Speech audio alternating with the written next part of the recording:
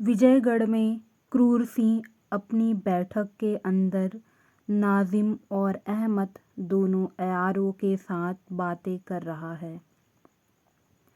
क्रूर सिंह, देखो नाजिम, महाराज का तो यह ख्याल है कि मैं राजा होकर मंत्री के लड़के को कैसे दामाद बनाऊं, और चंद्रकांता वीरेंद्र सिंह को चाहती है।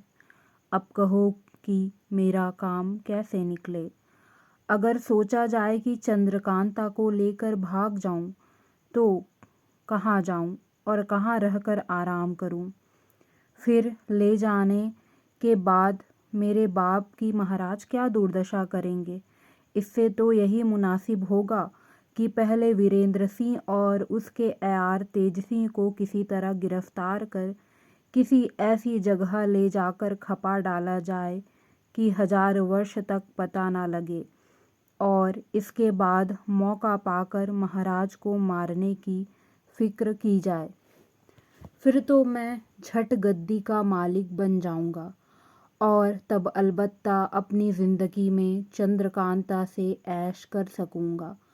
मगर यह तो कहो कि महाराज के मरने के बाद मैं गद्दी का मालिक कैसे बनूंगा, लोग कैसे मुझे राजा बनाएंगे। नाजिम कहता है, हमारे राजा के यहाँ बनिस्बत काफिरों के मुसलमान ज़्यादा हैं। उन सभी को आपकी मदद के लिए मैं राजी कर सकता हूँ और उन लोगों से कसम खिला सकता हूँ कि महाराज के बाद आपको राजा माने। मगर शर्त यह है कि काम हो जाने पर आप भी हमारे मजहब मुसलमानी को कबूल करें। क्रूर सिंह कहता है, अगर ऐसा है तो मैं तुम्हारी शर्त दिलो जान से कबूल करता हूँ। अहमद कहता है, तो बस ठीक है, आप इस ख्याल का इकरारनामा लिखकर मेरे हवाले करें।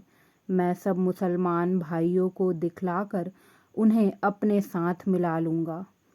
क्रूर सिंह ने काम हो जाने पर मुसलमानी मजहब अख्तियार करने का इकरारनामा लिखकर फ़ौरन नाजिम और अहमद के हवाले कर दिया, जिस पर अहमद ने क्रूर सिंह से कहा, अब सब मुसलमानों को एक दिल कर लेना हम लोगों के जिम्मे है। इसके लिए आप कुछ ना सोचिए।